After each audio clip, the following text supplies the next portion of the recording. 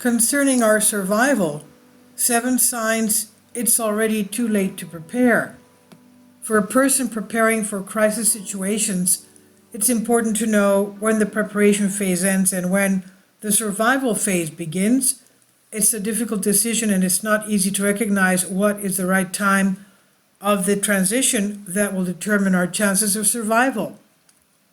The recent pandemic crisis proved once again that a significant part of the population was taken by surprise by the developments and for some time was deprived of basic necessities, either due to shortages in stores or due to lockdowns.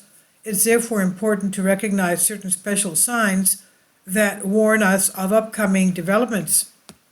Number 1, imposition of rationing on basic items.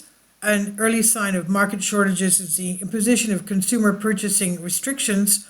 It's usually imposed first by stores themselves in an attempt to react to shortages. The government's decisions come with a delay since the phenomenon now takes a generalized form.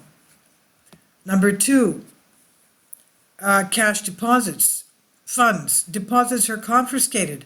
It's an extreme measure that no government wants to impose. The protection of depositors' money is considered one of the main pillars of a state's economic stability. When this is violated, it means that an economic tsunami is approaching and the authorities resort to harsh measures to be able to control the situation. Number 3, banks close. The next stage is to close the banks permanently and impose capital controls. The economy has now entered a downward spiral towards destruction.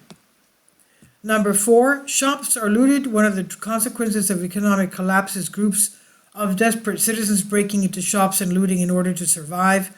When this takes a generalized form and the authorities cannot limit it, it shows us that social collapse is imminent.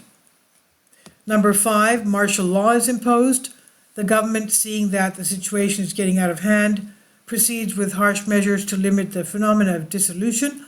The exit of the army and the police into streets is an inevitable measure, but it's imposed by the conditions created due to the unprecedented crisis. 6, checkpoints are set up on the roads. Another additional measure of citizen control is the imposition of controls on the streets. This is done by the army and the police in an attempt to limit the unnecessary movements of the population, but also as a measure to exercise power. And number 7, blackouts and power system collapse. It is an event that will have terrifying consequences for the entire population. Apart from the blackout and the problems in the hospitals, almost most functions of the society are affected. Store refrigerators are unable to preserve food, and water supplies interrupted in several areas. Also, communications for several areas will be impossible. And this is from Epiviosi. I've translated this for you from a Greek article, meaning survival. Please leave your comments and thank you for your support. Finally, support my Patreon account. The daily posts are 5 videos daily and they are totally different from what I have on my YouTube channel. Thank you so much for your support and that you find all my content so interesting. You'll find the Patreon account details in the description box below.